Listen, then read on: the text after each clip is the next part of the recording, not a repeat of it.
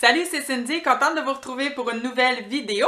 Alors aujourd'hui, c'est un book haul. Je sais que ça fait un peu bizarre de vous faire un book haul juste avant le temps des fêtes, considérant que je sais très bien que je vais recevoir des livres à Noël, donc j'aurais pu attendre et tout vous les présenter. Mais là, mon dernier book haul, c'était quand même au mois d'août et les livres s'accumulent depuis cette période parce que oui, évidemment que j'achète des livres, hein, c'est un de mes plaisirs dans la vie, même si je suis quelqu'un qui emprunte beaucoup à la bibliothèque, il reste que j'aime ça, acheter des livres, surtout des livres à ma librairie de livres usagés. Et d'ailleurs, lors de ma dernière visite, j'allais tout simplement faire un beau don, hein, donner plein de mes beaux livres, et je ne voulais pas acheter. Mais là, j'ai pas pu résister. Je suis sortie de là avec quand même 9 livres et une chance que je me suis arrêtée à une seule rangée parce que, comme je vous dis, c'était pas l'objectif d'en acheter. Donc là, quand j'ai vu que j'avais 9 livres dans mon sac, je me suis dit non, Cindy, sors de là tout de suite. Si tu fais toutes les rangées, tu vas bien t'acheter 60 livres. Et ce n'était pas mon objectif. Donc voilà. Alors oui, 9 livres de la librairie de livres usagés, mais j'ai aussi acheté là, depuis le mois d'août quelques achats neufs que je vais vous présenter également. Alors, commençons tout de suite par... en fait, c'est un auteur, moi, j'aime ou j'aime pas avec cet auteur-là. C'est rare que c'est moyen, c'est vraiment... ça passe ou ça casse, mais cette année, j'ai eu un beau coup de cœur pour son plus récent qui était Flo.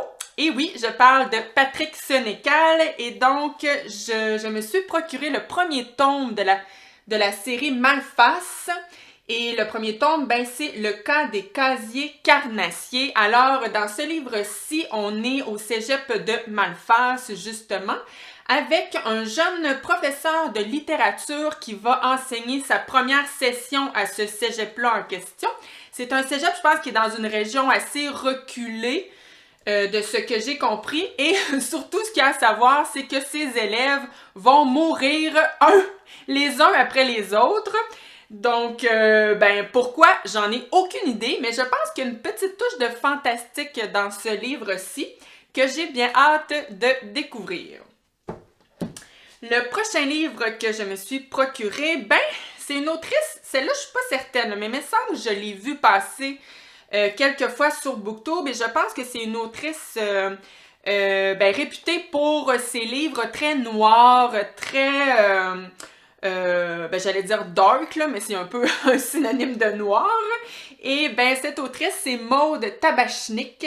Et je me suis donc procuré L'Ordre et le Chaos. Ça a l'air vraiment bon. C'est une femme de 40 ans qui part en road trip. En fait, suite à la mort de sa mère, son rêve, en fait, c'était de quitter son pays. Elle vit son pays de Galles, qui est écrit. Mais là, ce qui va arriver, finalement, je pense que ça sera pas un road trip de tout plaisir parce qu'elle va devenir la criminelle la plus recherchée du Royaume-Uni. Et donc, on va être avec l'inspecteur Milland qui va enquêter sur elle, mais il y avait une phrase qui m'avait attirée avec ce livre. On retrouve l'univers sombre... Non, c'est pas ça.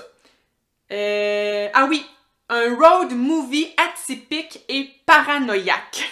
Je sais pas, ça m'a tout de suite attirée. Donc, à suivre pour ce roman.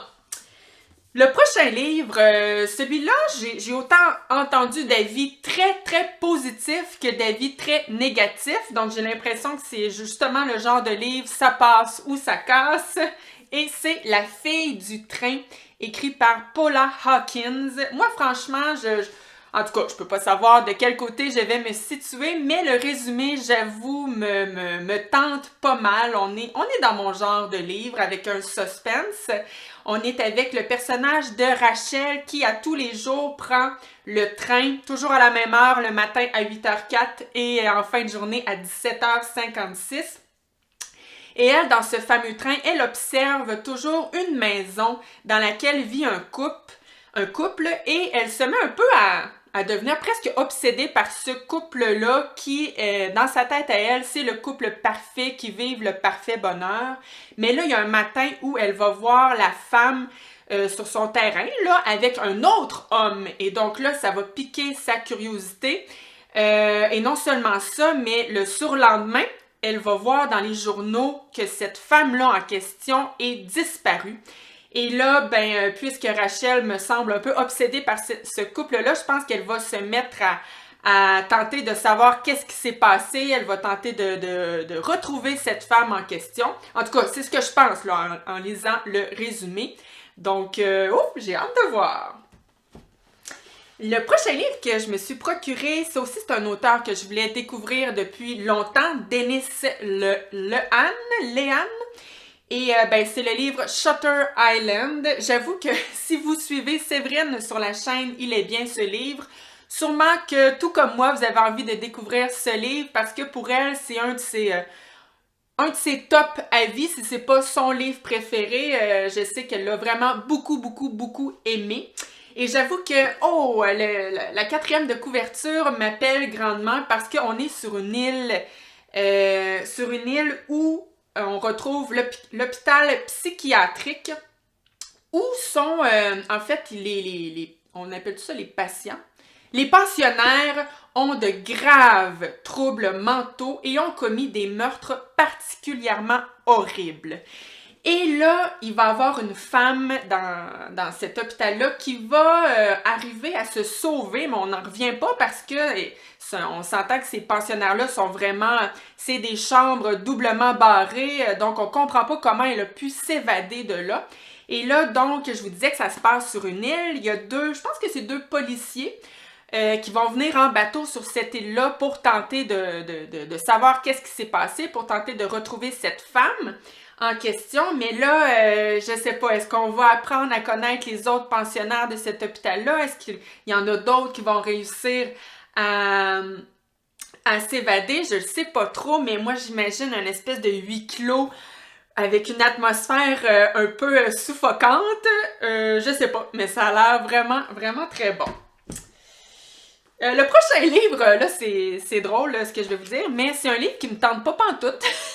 C'est un livre qui m'a jamais vraiment attirée, mais je l'ai vu partout, ce livre-là. Je l'ai vu sur BookTube, sur Instagram, j'en ai entendu parler autour de moi par des collègues, des amis, de la famille. Ça n'a pas de bon sens comme ce livre-là, j'en ai entendu parler. Sérieux, là, incroyable.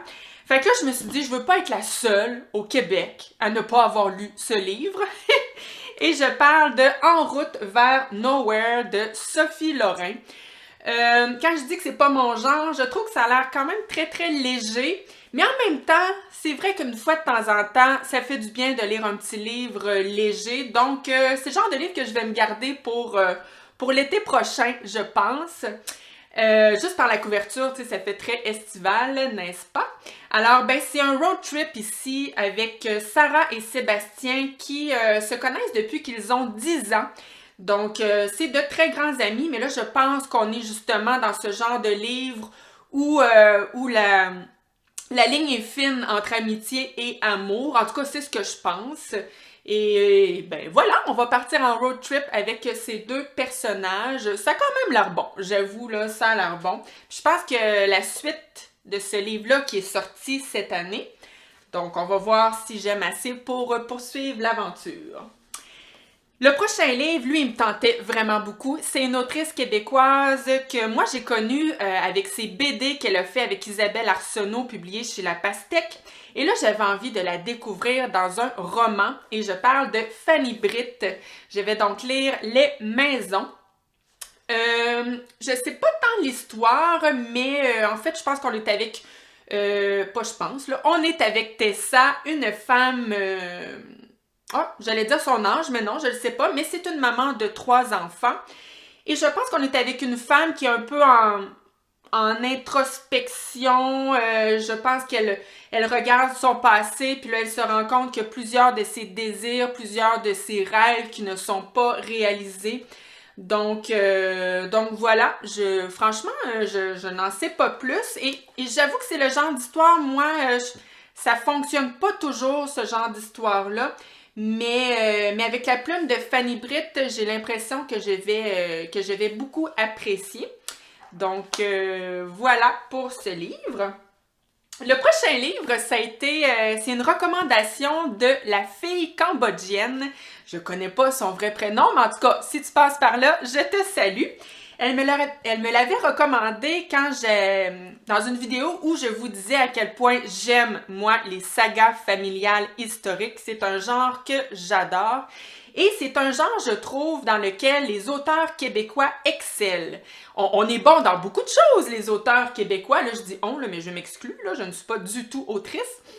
On est bon dans beaucoup de choses, mais je trouve que dans les sagas familiales historiques, là, on est vraiment les meilleurs. Bon, c'est mon avis. Et elle m'a recommandé donc Un bonheur si fragile de Michel David. Et là, ben, je vais commencer par le premier tome, L'engagement. Et là, ce qui est le fun, c'est que si j'aime, tous les autres tomes sont disponibles à ma librairie de livres usagés. Je pense que c'est une saga qui est très populaire là, parce qu'il y avait vraiment beaucoup de livres de disponibles avec cette série-là. Et donc là, ben, ça se passe à Québec en 1901. Et on est avec le personnage de Corinne Joyal. Et là, de ce que je comprends, elle va épouser Laurent Boisvert, mais ça sera pas un mariage... ben, j'allais dire que ce sera pas un mariage heureux. Je n'en suis pas certaine, mais en tout cas, je pense que son mari a beaucoup de défauts. Entre autres, il est fainéant et irresponsable. Et donc, ben voilà, Corinne Joyal va quand même se faire aider de plusieurs autres personnages justement, qui vont l'aider à oublier les excès de Laurent et l'avarice de son beau-père. Alors, bien hâte de découvrir cette famille du Québec. Prochain livre, j'ai vraiment beaucoup d'auteurs québécois, je suis en train de me rendre compte de ça, mais c'est merveilleux, c'est absolument merveilleux. Parce que oui, c'est une autre autrice québécoise que je veux découvrir depuis longtemps, André A. Michaud. Alors, je vais lire Bondrée. Et dans ce livre-là, ben, ça me fait penser. J'allais dire, ça me fait penser à Shutter Island parce que je pense qu'on est aussi ici sur une île. On est-tu sur une île ou je dis n'importe quoi? Ouais, je pense que je dis n'importe quoi. En tout cas, mais je sais que l'action débute sur la plage avec une famille heureuse.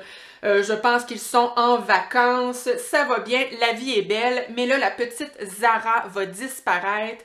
Et ben suite à ça, c'est la descente aux enfers. Et pourquoi donc j'ai dans cette idée-là on est dans un huis clos ici aussi? Là, j'ai peur de vous dire n'importe quoi, mais il me semble que c'est un huis clos, ce livre-là. Mais en tout cas, ça va être clairement une atmosphère très sombre, tout comme le laisse présager la couverture. Alors voilà. J'aime bien les histoires de disparition d'enfants, même si, tu sais, j'aime ça puis j'aime pas ça, là, parce que ça me fait vivre des émotions. On dirait que je me projette dans les personnages et on s'entend que s'il y a une chose qu'on veut pas vivre comme parents, c'est bien la disparition d'un enfant, mais dans le cadre d'un roman, d'une histoire, c'est toujours bon, me semble, comme genre d'histoire. Ça doit être justement parce que ça me suscite beaucoup d'émotions que j'aime ça et j'aime vivre des émotions, moi, quand je lis. Alors, ben, prochaine autrice québécoise, coudonc, c'est vraiment une thématique aujourd'hui. Elle aussi, je voulais la découvrir et elle, c'est grâce à Maps, qui en a quand même parlé pas mal cette année. Je pense par contre que le livre que je me suis procuré, c'est un de ceux qu'elle n'a pas vraiment aimé.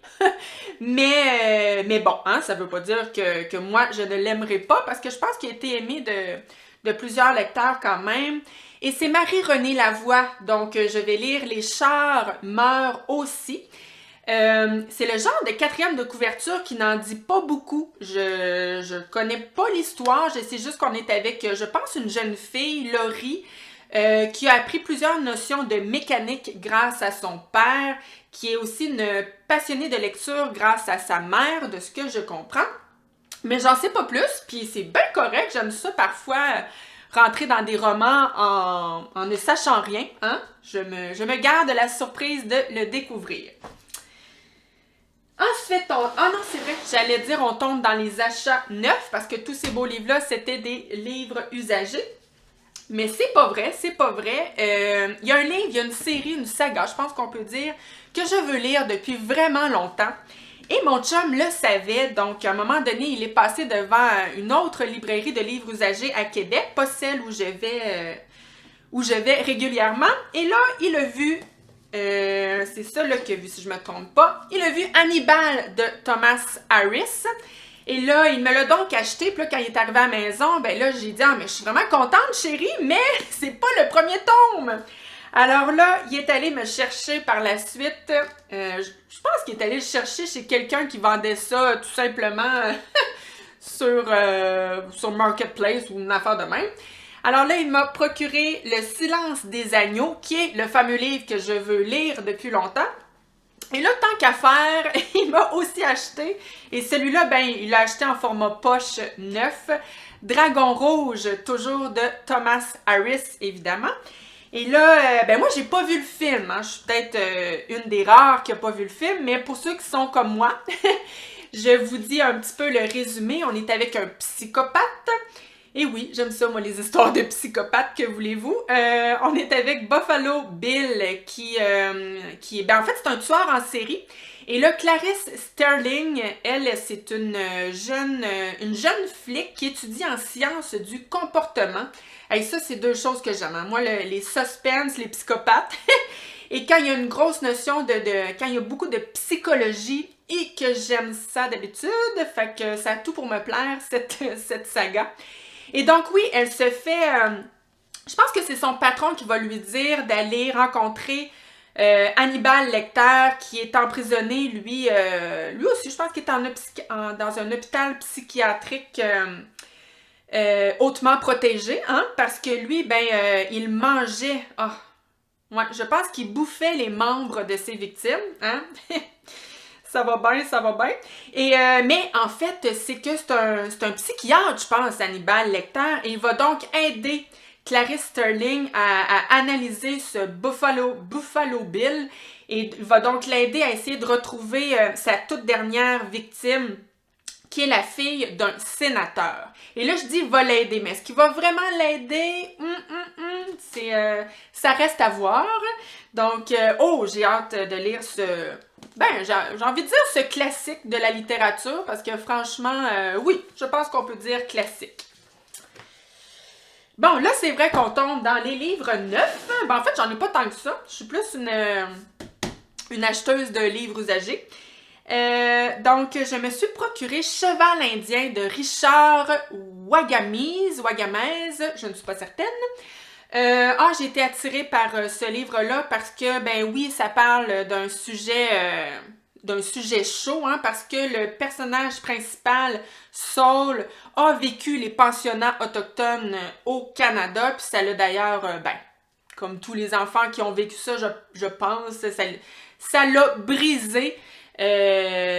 Bon, hein, pas besoin d'en dire davantage. C'est des familles complètement dévastées. Et justement, Saul, lui, c'est un joueur prodige au hockey, un joueur étoile. Mais par contre, au moment où il écrit ce récit, parce que je pense que c'est lui là, qui nous raconte son histoire, il est dans un centre de désintoxication. Il a touché le fond. Et donc, ben oui, je pense qu'on comprend que c'est dû à toutes justement ces blessures du passé. Donc oui, ça a l'air dur, mais ça a l'air beau en même temps. Très hâte de lire ça. Le prochain livre, celui-là, je suis pas certaine, hein, parce que on est dans le genre fantasy, et moi, vous le savez, fantasy et moi, ça ne fonctionne pas très bien. Mais je m'essaie toujours, à chaque année, j'en lis un ou deux, parfois trois. Je me dis que peut-être un jour, j'aurai un coup de cœur. Et là, j'en ai pris un quand même petit. Fait que je me dis, si jamais c'est pas bon, ben au moins, ça sera pas long à lire. Et c'est Stardust de Neil Gaiman. Alors ici, d'un côté, il y a Wall, qui est un paisible village niché au sein de la forêt. Et de l'autre côté, on est dans le pays des fées, univers d'enchantement, de sorcières, de licornes et de princes sanguinaires. Alors oui, là, je suis vraiment dans du fantasy pur et dur. Et entre les deux, en fait, il y a une muraille infranchissable, mais par contre, tous les 9 ans, s'ouvre la foire des fées, et donc pendant une journée et une nuit, on permet aux deux mondes de se rencontrer.